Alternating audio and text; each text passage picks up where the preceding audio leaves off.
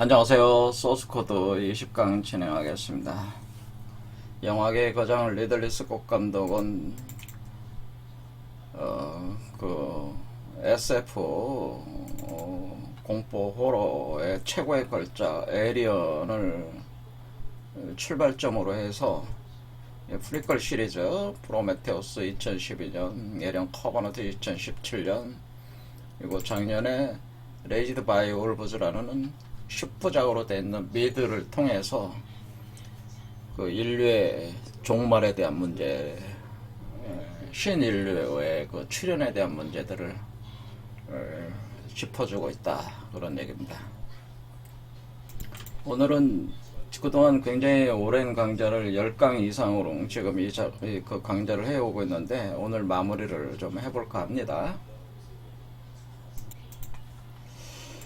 그러니까 에이리언이 1979년 나왔고, 그리고 프리퀄이 2012년, 에이리언 커버는 2017년 나왔고, 여기서 이제는 그 작년에 그 레이드 바이 올브즈가 나왔으니까 여기에 어떤 일관되게 흐르는 어떤 맥락이 있어요. 그리고 가장 최신 작품으로 올수록 그것이 점점 더 그 메시지가 뚜렷해지고 있다, 이렇게 보셔도 되는데, 일단 레이드 바이 올브즈는 이 에이리언과 프리퀄 시리즈하고는 약간은 좀 동떨어진 거니까, 일단은 요 에이리언 커버넌트 요거를 다시 지난 시간에 이어서 다시 살펴보는 작업으로 시작하겠습니다.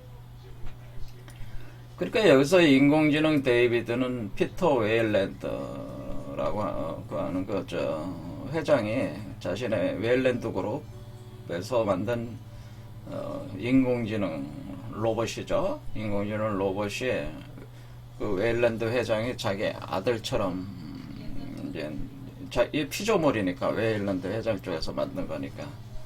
그러면서 이 데이빗이 프로메테우스호에 탑승을 해서 여기서 이제는 LV-223이라는 행성에서 인류를 창조했다고 하는 엔지니어들과 이제 조우를 하는 사건을 다룬 게 이제 프로메테우스고, 그 과정에서 데이비드가 자식이 스스로 창조주가 되겠다, 그리고 이전에 그 창조주들을 정복하는 어떤 그런 야심과 야망을 드러내게 되고, 그래서 에리언 커버넌트 시작 지점에서 바로 엔지니어들의 그 본원적 고향, 그 행성에 있는 남아있었던 그 거인족, 티탄족들을 자기가 가지고 간 외계 우주선에 실려 있었던 그 검은 액체들을 좀 더 고도화 시킨 뒤에 그거를 살포를 해서 다 몰살을 시키죠. 그래서 그러니까 인류를 창조했던 그 창조주들을 제거를 한다, 그런 얘기죠. 그러면서 이 커버넌트는 그 행성에 데이비드가 계속 유전공학적 실험을 하면서 바로 인간이라고 하는 그 존재를 숙주로 삼아서 이 검은 액체를 적용을 시켰을 때에, 인공지능 유전자 조작 액체라고 보아야 되는데, 그 나노 입자로 되어 있죠. 그 액체를 투입을 시켰을 경우에 인간의 몸 안에서 가장 완벽한 생명체가 인간의 몸을 통해서 탄생할 수 있다는 것을 알게 된 거죠. 인간을 숙주로 했을 때 가장 완벽한 생명체가 태어난다, 탄생한다. 기술적으로 이제 이걸 파악을 했다고 해야죠. 그래서 그 실험들을 엘리자베스 쇼라고 하는 여성체를 통해서 실험을 계속 하다가, 여기에 도착한 에리언 커버넌트호에 1000여 명 넘게 있는 냉동수면 상태의 한마디로 숙주 실험을 할 수 있는 그런, 한마디 땡 잡았다고 볼 수가 있죠, 데이비드 입장에서는. 그래서 에리언 커버넌트를 장악하게 되죠, 결국에는 그 내용이. 그래서 거기서 이제 끝나겠다라고 하는 겁니다. 그래서 사실은 이 이후의 과정은 인간을 숙주로 해서 가장 완벽한 생명체를 탄생시키려는 어떤 그 에리언 어웨이크닝 아직 그 제작은 안 돼 있지만은 그 과정에 의해서 이제 진행이 될 것 같아. 가장 완벽한 생명체가 뭐냐라고는 이제 이런 거죠.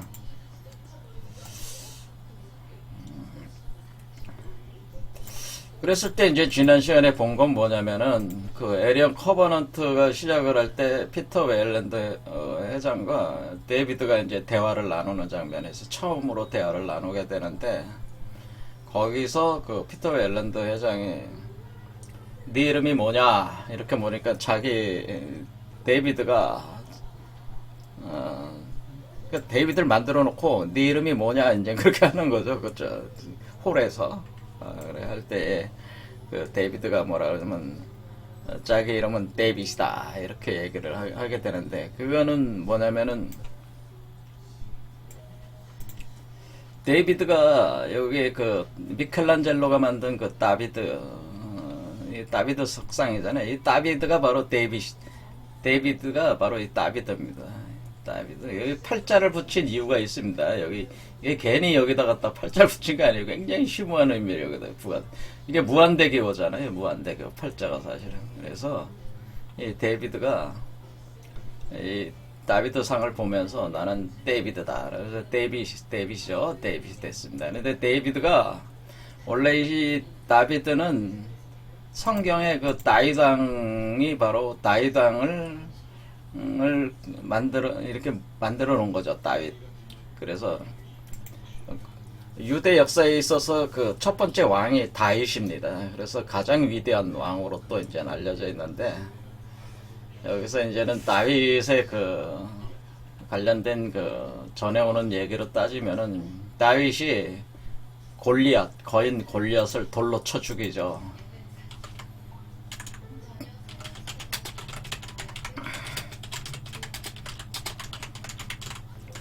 그러니까 거인 골리앗을 돌로 쳐서 죽이는 사건이 이제는 이걸 통해서 다윗이 이제는 그 선지자 바로 사무엘에 의해서 그 기름을 부음을 받고 왕으로 이제 선택이 되게 됩니다.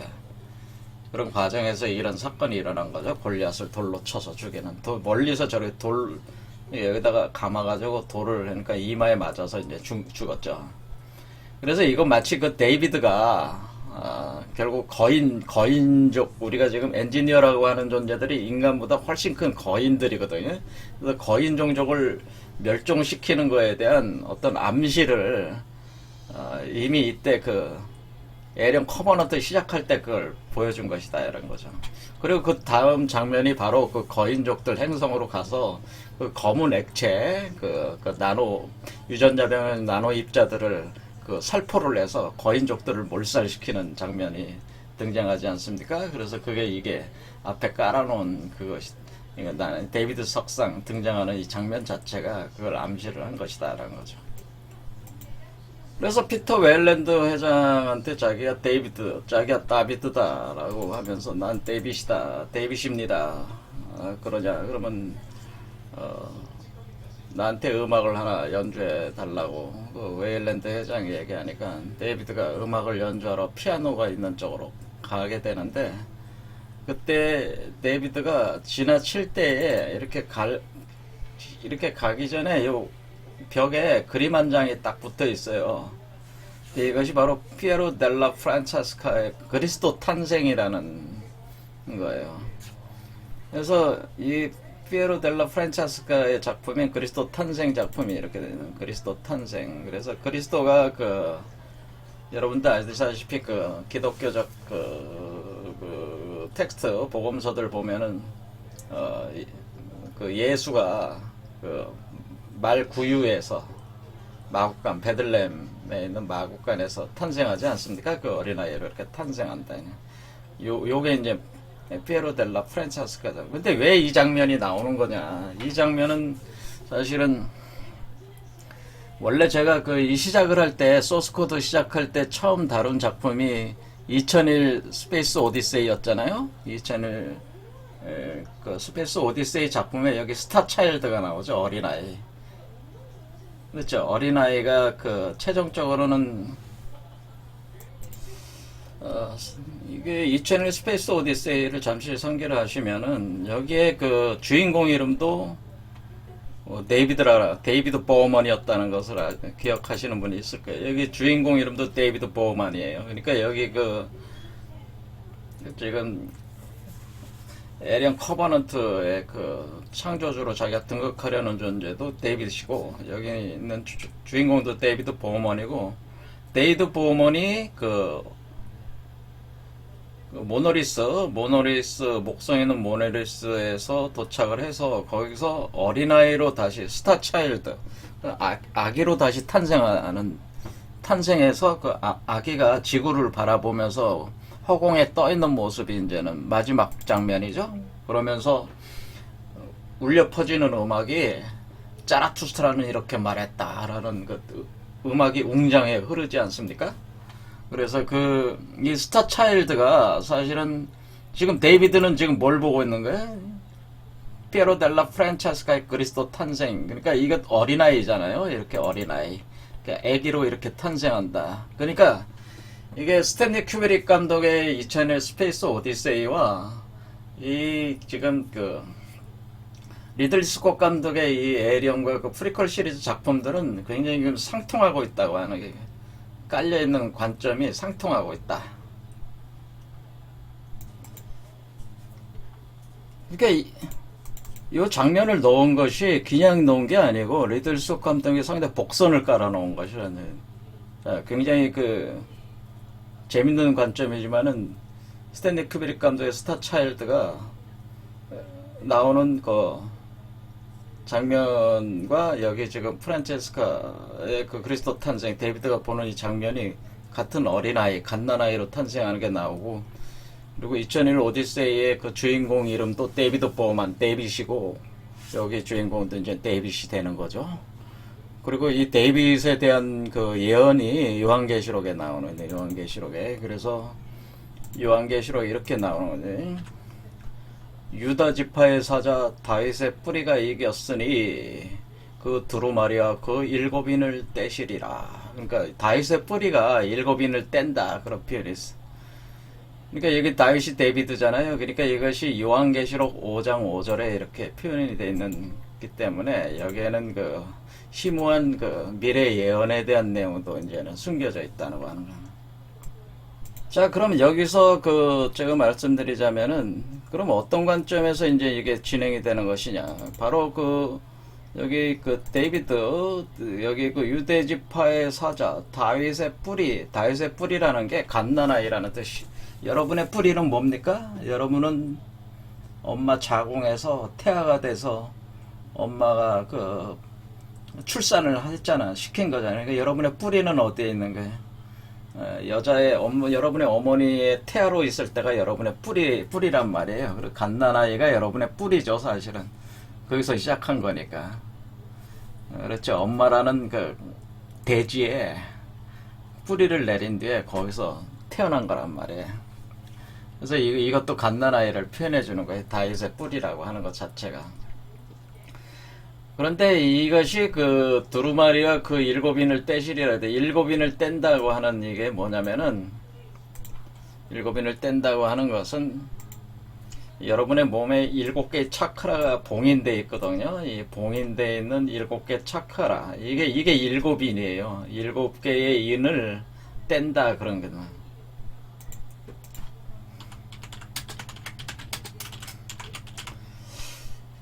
그러니까 이게 하나, 둘, 셋, 빨주노초, 파남보 7개인을 뗀다고 하는 것은, 제가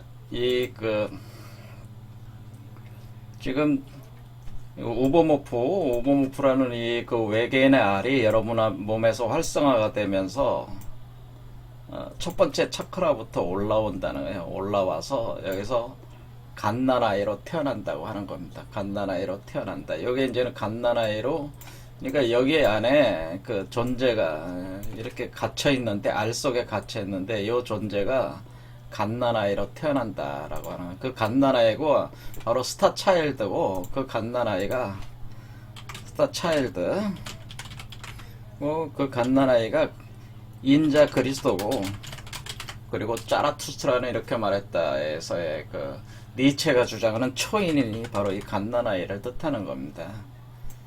근데 이 갓난아이가 사실은 요 알을 깨고 나오면 이제 갓난아이가 되는 거죠. 이 형상이 알을 깨고 나오면, 그럴 때에 알을 깨고 나오기까지 7개의 그 차크라를 거쳐서 올라가는 과정이 7개의 봉인을 떼는 과정이다라고 하는 겁니다.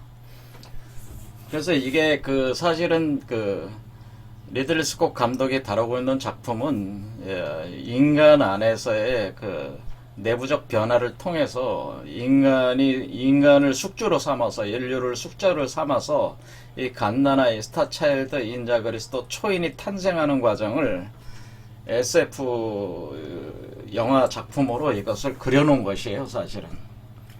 그럼 우리가 외계인이라는 개념이라고 할 때, 그 외계라고 하는 것은 우리가 바깥에 보는 그게 그 외계도 있지만은, 제가 말씀드렸듯이 우리 몸 안에도, 바깥에 있는 여러분이 우주 세계가 여러분 몸 안에도 있다는 것을 알아야 돼요.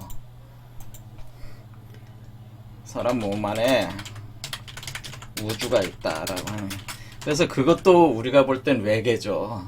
여러분의 피지컬 세계에 살고 있는 사람 입장에서는 바깥에 보이는 우주도 우주지만은 여러분 안에 있는 우주도 우주다, 이렇게.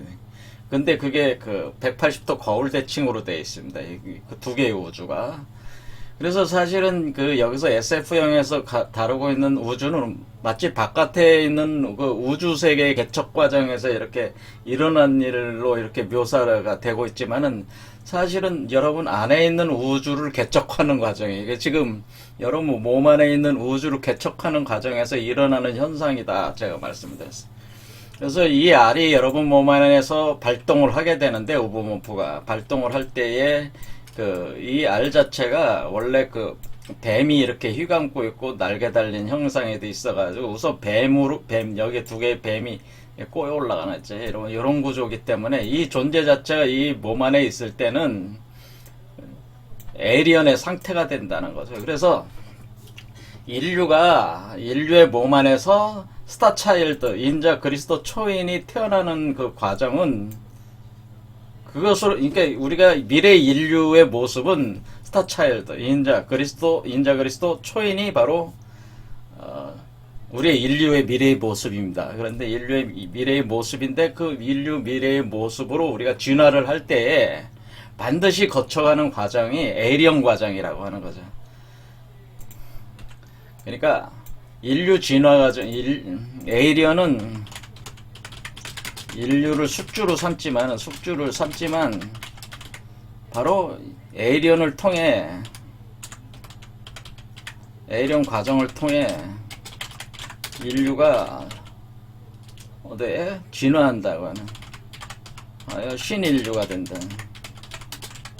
그러니까 사실은 이 에이리언의 몸속에 신인류가 사실 또 감춰져 있다고 하는 거죠. 그러니까 역설적으로 뭐냐면, 인류를 그 숙주로 에이리언이 나오고, 에이리언을 숙주로 새로운 인류가 나온다. 그러니까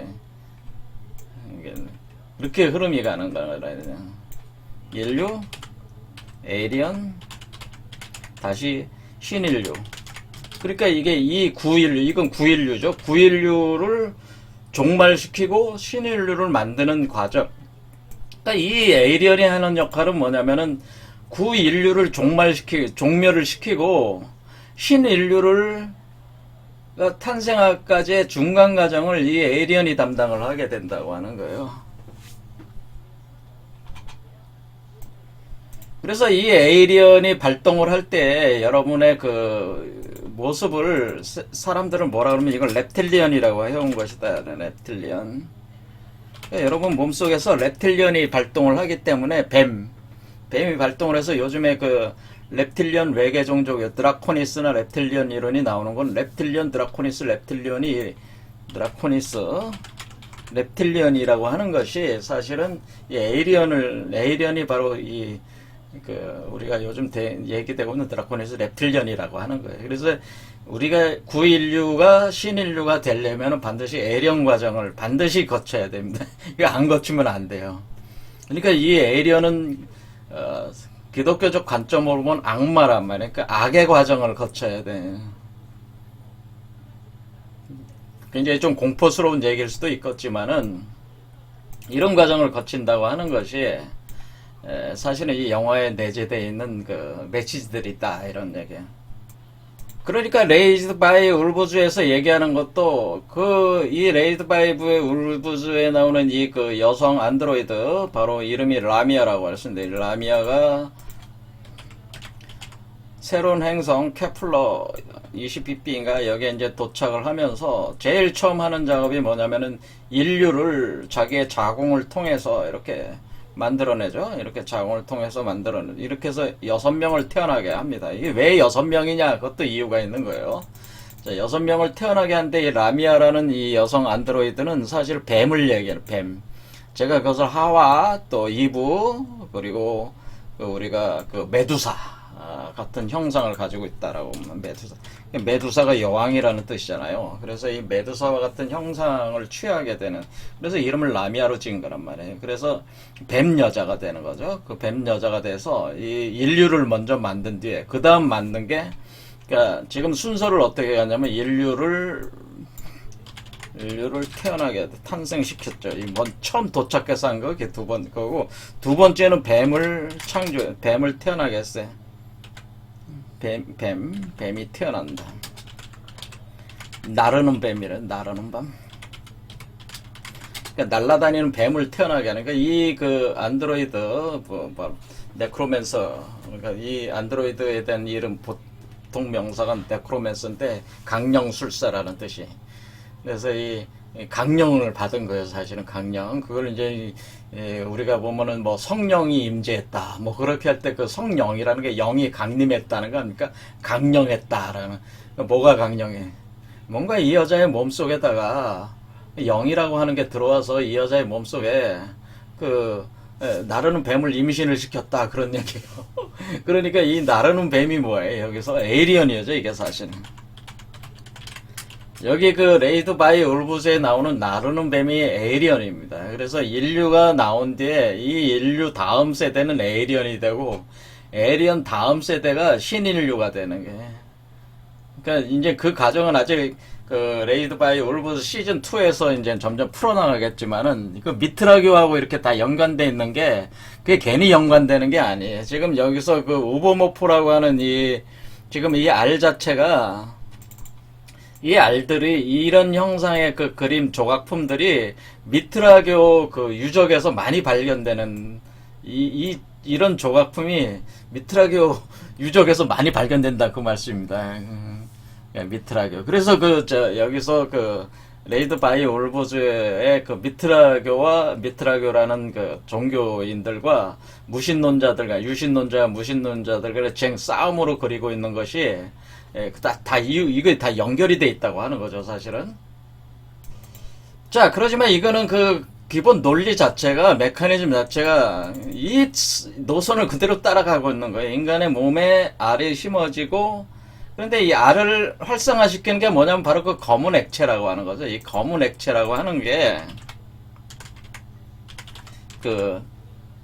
엔지니어들이 만든 검은 액체를 데이비드가 좀 더 고도화시키는데 이것이 나노 입자란 말이에요.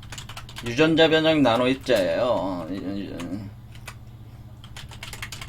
유전자 변형시키는 나노 입자. 근데 왜 어떻게 유전자가 변형되냐면 9인류에서 에이리언이 나오고 에이리언에서 신인류가 나와야 되니까 유전자들이 계속 변할 거 아니에요. 그러니까 유전자 변형 나노 입자인데 이걸 갖다가 사람 몸에다가 누우면은 이 에이리언의 알이 활성화된다. 오버모프가 활성화가 돼가지고 여기 만들어진다 그 얘기죠. 그러니까 이 검은 액체 유전자면 나노 입자가 사실은 정액이에요. 정액. 그러니까 일종의 정액 개념이다라는 거예요.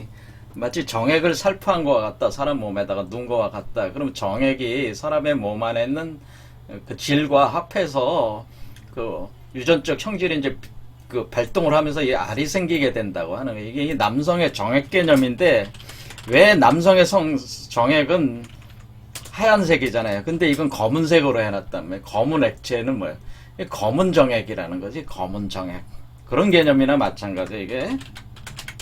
검은 정액이는 왜 검은 정액이라고 하냐면은 우리의 몸이 이쪽에 우리 몸 이제 이 우주적인 개념으로 보면은 여기 첫 번째 차크라가 우주적으로는 여기가 그러니까 블랙홀이야, 블랙홀. 그래서 검은 정액이는 블랙홀. 그러니까 여기에 생성되기 때문에 요걸 표현해주기 위해서 검은 정액이란 말이에요. 여러분 하반부에 들어오는 정액이란 말이에요. 검은 액체가. 그래서 알을 생성한단 말이에요. 그 다음에 여기에 여러분이 여기 머리 7번째 차크라는 화이트홀이란 말이에요. 여러분의 감춰진 우주에 그 구조가 이렇게 돼 있단 말이에요. 이거에 대해서 알고 싶으신 분은 제 강좌 다른 걸 보세요. 그래서 화이트홀로 이렇게 돼 있다. 그래서 검은 액체를 사람 몸속에다 놓으면은 요 알이 생긴다 이렇게 보시면 돼. 그러니까 알이 생기면 여러분 몸 안에서 숙주가 이렇게 그 알이 활성화되면서 알 속에서 이 오보모프가 자라 나오는 거죠. 자라 나오는 가슴에서 자라 나오는 개념이 된다는 거죠. 그러니까 여러분이 그럴 때 여러분 몸은 어때요? 검은 액체 정액을 받아들이는 여성체로 작동하기 때문에 그 여성체를 표현해 준 게 바로 이 그 라미아, 바로 이 레이즈드 바이 울부즈에 나오는 여성이라는 게, 이게 이 여성이 그러니까 사실은 여러분의 몸이 그 발현을 할 때 여성체로 발현 이렇게 그 우보모포를 몸에 심어가지고 숙주가 돼가지고 태어나게 할 때에 그 여성체를 표현해주고 있다고 하는 거예요.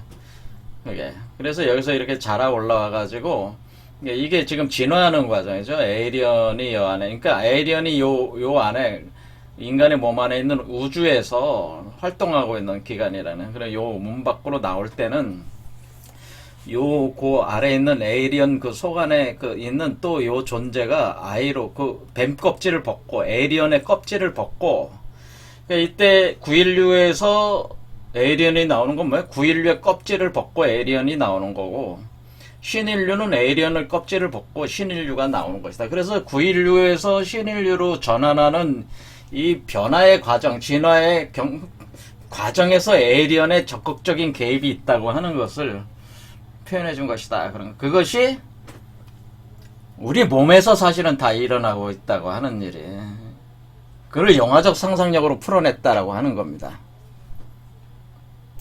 그럼 이 과정을 다 거친 분들은 어떤 현상이 일어나면 신인류가 나오게 되는데, 이 신인류가 바로 스타차일드, 아이로 나온다는 거예요. 그리스도, 그러니까 여기 그 데이비드가 본 이 그림에 나오는 이 그림, 프란체스 그리스도 탄생이라는, 여기 피에로 델라 프란, 요 아이가 나온다는 얘기예요. 요게 바로 초인입니다. 초인이 아이로 나오는 겁니다. 그래서 짜라추추라는 이렇게 말했다, 그 음악이 울려 퍼지는 것이다, 그런 얘기예요. 그런데 에이리언 커버넌트에서는 이제는 그 지금 데이비드가 이 그림을 보고 이제 피아노를 쳐달라고 하니까 무슨 곡을 칠까요? 그걸 물었잖아요, 웨일랜드. 그러니까 웨일랜드 회장이 치고 싶은 거를 쳐봐라. 그러니까 그 데이비드가 피아노를 칠 때 그때 그 연주한 음악이 신들의 바랄라 입성이라고 그러거든요. 신들의 바랄라 입성.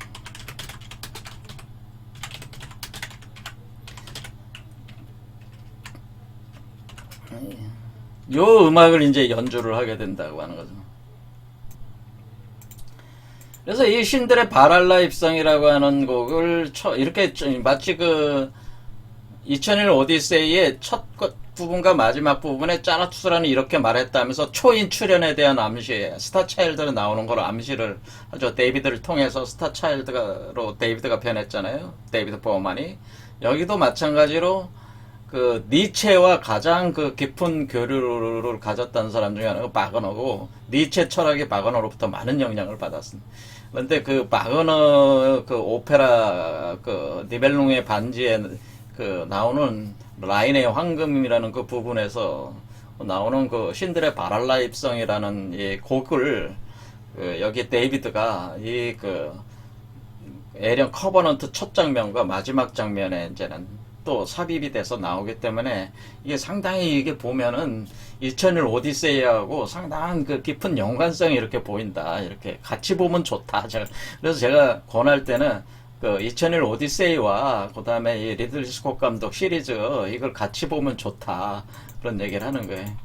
철학적으로도 니체와 바그너의 관계도 통해서 니체 철학도 좀 더 잘 이해할 수 있다. 그러니까 니체 철학 공부하시려는 분은 이거 같이 이런 영화가 오히려 도움이 됩니다.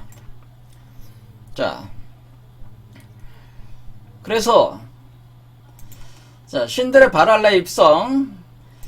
이 바랄라 입성이라고 하는 바랄라라고 하는 이거에 대해서 이제는 이게 지금 그 바그너의 작품에 니벨롱 반지, 라인의 황금, 발크레, 지크프리트, 신들의 황혼 이렇게 가고 있는데 여기에 라인의 황금 마지막 부분에 이 신들의 바랄라 입성 그 곡이 있는 걸로 알고 있습니다. 이 오페라죠. 오페라 그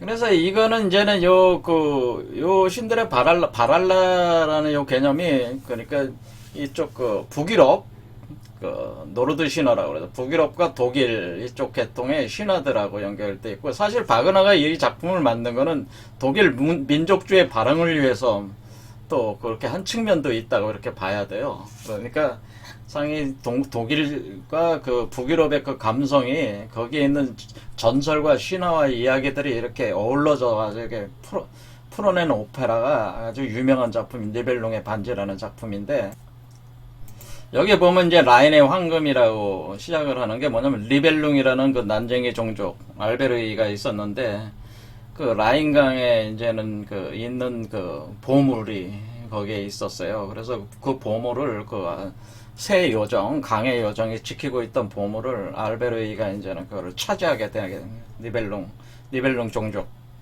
알베르이가 차지하게 되면서 그 반지, 그 보물들을 지배하는 하나의 반지를 알베르이가 만들게 되는데 그게 바로 리벨룽의 반지라고 하는 거예요. 그래서 리벨룽의 반지를 그 알베르이가 가지고 있었는데 그 보물과 함께 가지고 있었는데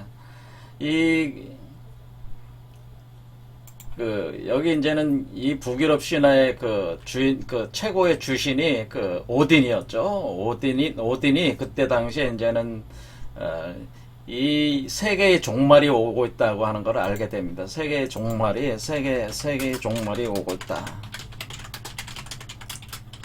그러니까 신들의 세계만 종말하는 게 아니고 그 위그드라실이라는 그 세계수에 그 연결되어 있는 9개의 세계가 다 종말을 한다고 하는 거예요. 그래서 제가 지난 시간에 위그드라실 나무를 보여줬지.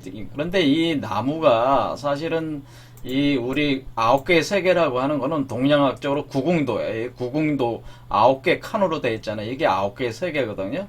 이게 9개의 세계를 이렇게 표현을 해준 겁니다. 이게 신화적으로 표현을 해준 거예요. 하나의 전체 세계를 표현해 준 거예요. 이 우주 전체 세계를 표현해 준 것이다. 그래서 이 세계, 지금 우리가 존재하는 이 세계가 이 구궁도로 돌아가고 있어요. 우리 동양학적으로는.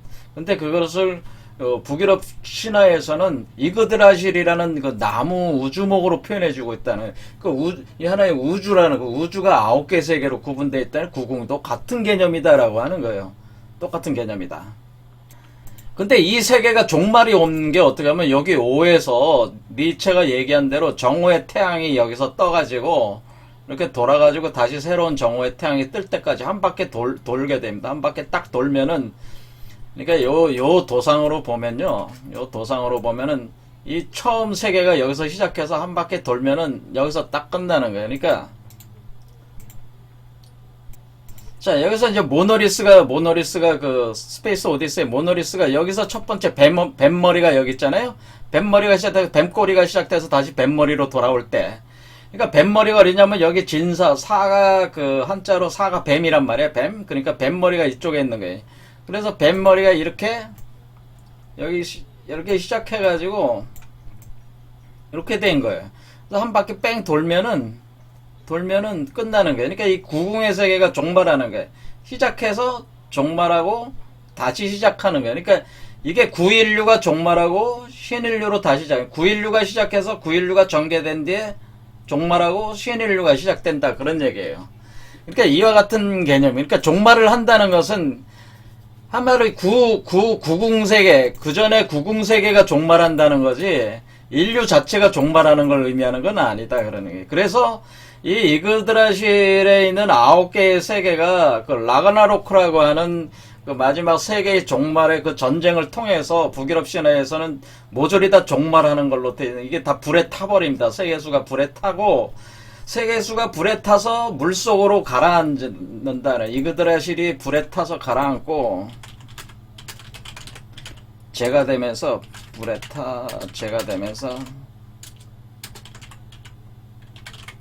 물속에 바닷속에 가라앉고, 그리고 어떻게 되냐면은 새로운 나무가 올라오게 돼. 새로운 나무가 올라온다. 새로운 세계수가 자라온다. 그러니까 이게 오딘이 바로 이 아스가르트 신들의 세계, 그러니까 이 9개의 세계 중에 아스가르트라고 하는 신들이 거하는 이 나무의 상층부의 이 세계, 아스가르트 세계, 여기 아스가르트가 여기로 돼 있는데 나머지 세계는 아래쪽에 있는 거라고. 그러니까 아스가르트에 있는 그 최고 통치자인 오딘, 사실은 오딘은 제우스 같은 존재라기보다는 제우스의 메신저인 헤르메스 같은 존재. 사실 수성이에요, 수성. 물을 대변해서 원래 개념적으로는. 웬즈데이가 월화수목 수잖아요. 그래서 지혜의 샘물을 마시고, 굉장히 지혜가 뛰어난 자로 알려져 있네요, 오딘이. 그래서 북유럽 신화의 오딘은 좀 성격이 약간 틀려요. 일반적인 주신들보다는.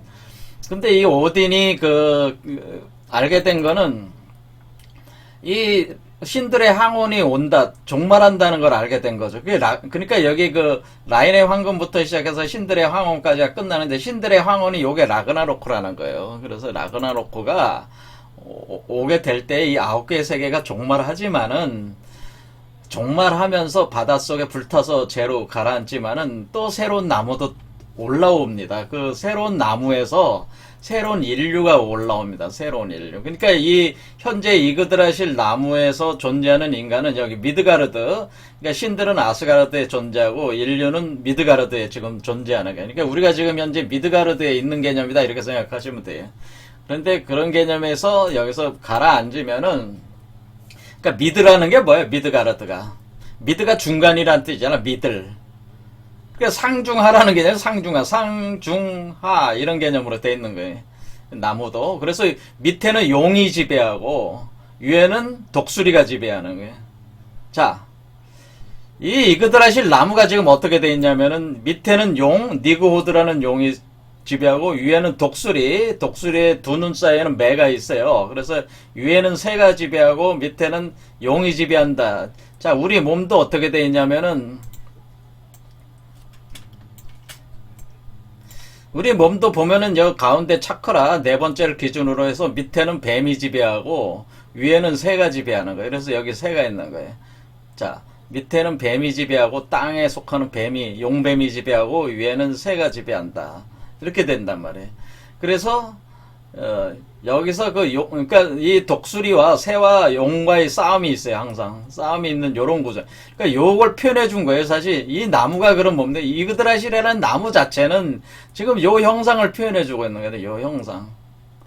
요 형상이 운행을 하면서 종말하고 새로운 세계가, 그러니까 이게 불에 타서 죽으면 소멸되면, 이게 이 나무가 이그드라실이 어디에 있는 거예요? 이게 이그드라실이 여기에 있는 겁니다. 우리 몸에 사실은.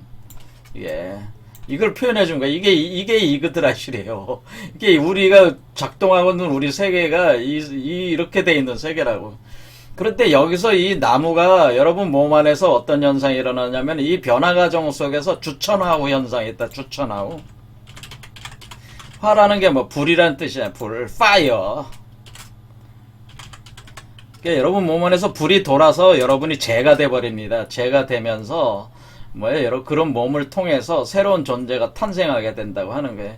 그렇게 할 때 이거 새로운 나무가 가지를 타고 올라오게 됩니다. 그래서 잘 보면은 나무가 어떻게 돼 있냐면, 이렇게 사실은 두 개의 나무가 꼬여 올라가고 있어가지고, 하나의 나무는 여기서 불에 타 소멸되면서 요 새로운 나무에 흡수가 돼서 요 새로운 나무 가지가 올라오는 겁니다. 이런 식으로.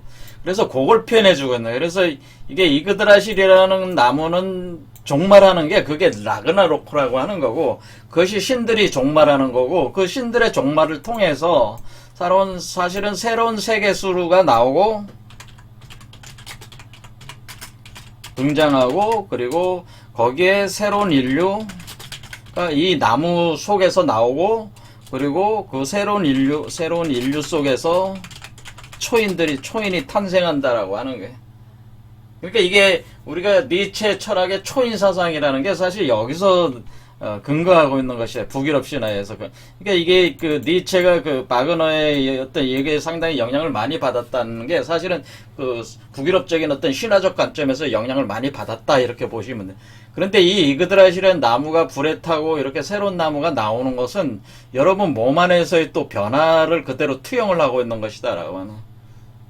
그러니까 단순한 신화가 아니고 우리 자신의 안에서의 신들의 세계가 그러니까 그 신들보다 더 뛰어난 인간, 그러니까 따져보면은, 이 신들보다 더 뛰어난 초인이 온다고 하는 것이, 이전의 신들보다 더 뛰어난 초인이 등장한다. 새로운 존재.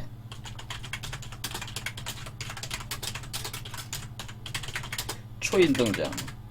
이렇게 하는 것이, 이것이 라그나로크의 그 사실상의 결론이라고 하는 것이 신들의 황혼. 인류 입장에서는 구인류 입장에서 이렇게 갈 때까지 이런 고통이 있겠죠. 이런 어떤 그 기존 세계의 종말이라는 고통을 감당을 해야 된다. 그것은 이제는 여기서 그 데이비드가 바랄라 입성이라고 하는 것은 라인의 황금에서 들어온 거란 말이에요. 시작한 거란 말이에요.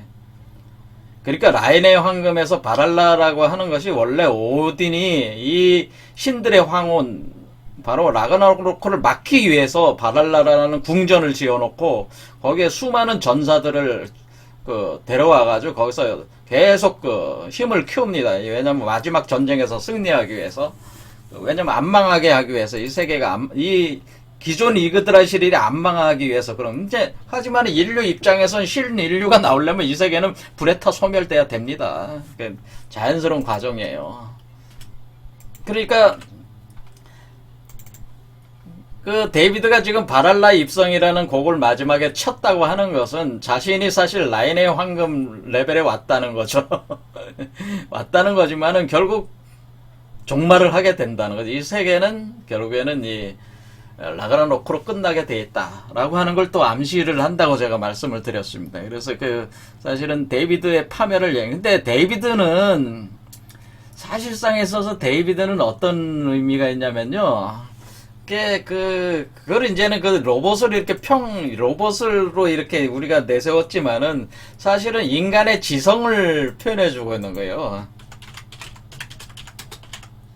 지성. 그러니까 한마디로 인간의 지 있잖아요. 지성. 알지자. 지성을 표현해준. 그러니까 인공지능이라고 하는 것은 인간의 지성을 표현해준 것이다. 그래서 이 지라고 하는 거, 그러니까 사실은 이건 지식의 나무를 표현해준 거예요. 지식의 나무를 표현해준 것이다. 그래서 여기 나무를 보면은 여기 두 개의 나무 중에 하나는 지식의 나무고 하나는 생명나무예요. 이게 지식의 나무, 그 다음에 여기 생명나무, 두 나무가 꼬여 올라가는 거예요. 그래서 생명의 나무 이전의 생명들이 소멸되는 게 생명나무에 요게 불에 타 재로 변하는 거고, 요게 지식의 나무에 흡수가 되는 거예요. 그러니까 이게 데이비드가 괜히 인공지능이 괜히 나오는 게 아니고 이 지식의 나무가 올라오는 거예요, 사실은. 그걸 표현해 준 겁니다. 데이비드로. 그러니까 데이비드라는 존재를 나쁘다, 뭐 좋다, 악마다 이렇게 생각할 게 아니고 하나의 과정이라는 거죠. 인류 변화의 과정을 그려놓은 것이다 이렇게 보시면 된다는 거예요. 자, 그래서 이 세계의 종말이 결국 막을 수는 없습니다. 그래서 결국 이 과정에서 데이비드가 자신이 바랄라에 입성을 했다고 하는 것은 결국 이 바랄라와 함께 아스가르드가 종말을 하는 거니까, 그러니까 데이비드는 사실은 여기 등장하는 데이비드는 악마적 데이비드를, 지성의 악마성을 표현해 주고 있다고 볼 수가 있는데, 지성의 악마, 지의 악마성. 그러니까 우리가 어떤 문명이라고 하는 인류의 인류의 문명은 불과 지식으로 이루어진 거는 불과 금속과 지식으로 이루어져 있는데 그 핵심이 지식이죠. 인간은 지식의 능력을 가지고 인류 문명을 이룬 겁니다. 그런데 이 지식이라고 하는 것은 양면성이 있다고 하는 거죠. 양날의 칼과 같아서 쓰기에 따라서는 자기 파멸도 가져올 수가 있다니. 왜냐하면 지식이라는 거 안에는 어떤 우주 자연의 메커니즘 법칙을 파악을 해서 그것을 활용하는 정도를 이제는 지식화시킨 정도인데, 그것이 인류 보편적인 어떤 그런 감성과 연결되지 않는 한은 그 생명에 대한 보편적 뭐 사랑이라는 감정이라든가 뭐 인류의 그 보편적으로 이렇게 보편성과 관련된 게 아니라 일종의 개체성에 갇혀버린 거가 되면은 일종의 그 타인의 생명체를 해치는 그런 방향으로 이렇게 갈 수도 있는 거거든요. 그러니까 지금 여기서 우리가 인간이 지금 그 진화하는 과정에서는 두 가지 그러니까 선과 악이라는 두 가지 길이를 같이 가고 있다고 하는 거예요. 이게 우리가 지금 이게 이쪽에는 인류가 신이 되는 길이 그러니까 천사가 되는 천사. 이 천사가 되가는 거는 선의 길이고 꽃 여기는 악마의 길이란 말이에요. 그래서 선과 악이 같은 거예요. 굿과 이블이 같이 가는 거예요. 같이 가니까 지금 데이비드가 표현해주고 있는 형상 자체는 이 악의 길을 표현해주고 있는 거예요. 사실은 선의 길이 아니라. 그런데 여기 그 라미아가 형상화해주고 있는 거는 이 선의 길로 가고자 하는 걸 또 표현해주고 있어요. 이 라미아 여기 그 레이드 바이 울부즈에 있는 여성 안드로이드 이것도 로봇이잖아요. 똑같은 데이비드의 여성체라고 이렇게 볼 수 있어요. 여기서는 일부만 봤을 때는 선의 길을 표현해주고 있다. 그래서 이 지식이라고 하는 거는 이와 같이 선과 악의 양면성이 있다고 하는 거예요. 이 두 개 다 알아야 된다 그래 사실은. 그래서 이게 데이비드는 현재 보여주고 있는 건 악마적 길을 지금 보여주고 있다라고 그렇게 볼 수가 있습니다. 자, 그러면 좀 정리를 해보면은, 결국에는 데이비드가 지금 계속 고도화시키고 있는 고대 인류 엔지니어들이 만든 검은 액체라고 하는 것은 일종의 정액 개념으로 보면 된다. 블랙홀 쪽으로 들어오는 정액. 그러면 그 정액이 들어오면 그게 나노 입자들로 인간의 유전적 변형을 일으키는데, 그 첫 번째가 알을 만든다고 하는 거죠. 알을 만들어서, 알에서 에이리언들이 이제는 생성돼서 나오는 그런 개념으로 자라나오고, 그 에이리언의 성장을 통해서 사실은 새로운 인류가 출현하는 메커니즘이라고 하는 것이고, 우리 몸에도 여러분이 생각하듯이 바깥에만 우주가 있는 게 아니고 바깥의 우주를 180도 거울 대칭으로 작동하고 있는 우리 몸에 있는 우주도 있다고 하는 거예요. 그래서 상당한 초능력자들은 이 우리 몸에 있는 우주를 통해서 바깥의 우주를 자유자재로 돌아다녀요. 그거는 나중에 이제 고대 문명의 건설이나 뭐 이런 게 왜 그게 가능했는가 대해서 제가 설명할 길도 있겠지만은 사실 초능력자들이 나오는 거예요. 이 과정 자체에서. 그래서 그렇게 변화된다고 하는 건 돼 있고, 그 다음에 북유럽 신화에서 이그드라실도 사실 우리 몸에 있는 세계수를 표현해주고 있는 세계수. 우리 몸이 두 개의 나무가 돌아가고 있는데 그 중에 하나의 나무를 표현해주고 있는 것이다. 그래서 일종의 성경적으로 보면 이제 생명 나무를 표현해주고 있는 거나 마찬가지라고 볼 수 있는데 그 나무를 이렇게 표현해주는 게 그리고 여기 그걸 우리 동양학적으로는 구궁도로 표현해주고 있다고 하는 거죠. 그래서 이것이 이제는 불에 타 재로 소멸되는 거는 그건 당연한 이치입니다. 변화 과정에서. 새로운 나무가 나오고 초인이 등장한다. 그래서 결과론적으로 신인류가 나오는 과정인데 그 신인류라고 하는 것은 이 알 속에 있는 그 원형인간, 원형 신인이 아기로 태어난다는 그 스타 차일드, 어린 아기 그리스도, 아기 그리스도, 아기 부처, 뭐 이렇게 아기로 나오다, 어린 갓난아이로 나온다 그런 얘기죠. 자, 그리고 이제 마지막에 제가 드리고 싶은 말씀은 여기에 이제는 우리가 반지의 제왕이나 이런 영화들에 나오는 그 반지 있잖아요. 니벨룽 반지라고 하는 게 지금 이 황금을 지배하는 반지거든요. 이 황금을 지배하는 반지가 어떤 걸 의미하냐? 그건 마지막에 제가 말씀을 드리자면은 우리 천부경에 나와요. 그 반지 얘기가. 우리 민족, 우리 선조들이 남겨준 이 천부경, 여기 보면은, 삼사성환, 운삼사성환, 요 환자가 반지를 뜻하는 거예요. 이게 절대 반지예요.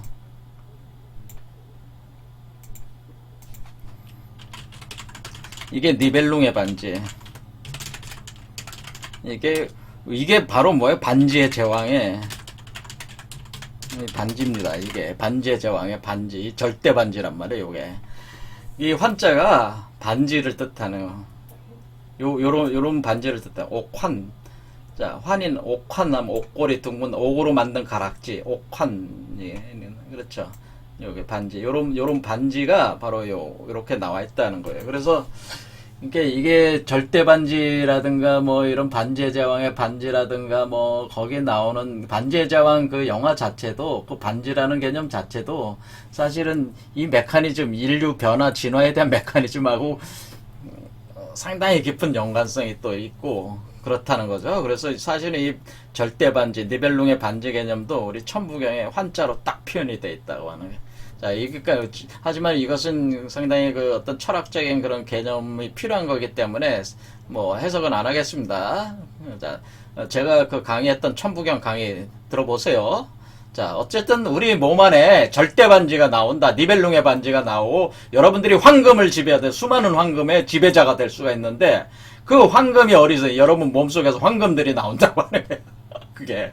그래서 여러분들이 황금을 지배하는 지배자가 되는 그 반지를 채게 되는데 그건 저뿐만 아니라 강의를 들으신 분마다 다 반지가 나올 수가 있습니다. 그럼 어떻게 나오게 되느냐 그 반지가 사실 그 반지는 워몰의 고리를 뜻하는 거예요. 그냥 간단히 얘기하자면 반지는 여기서 절대 반지는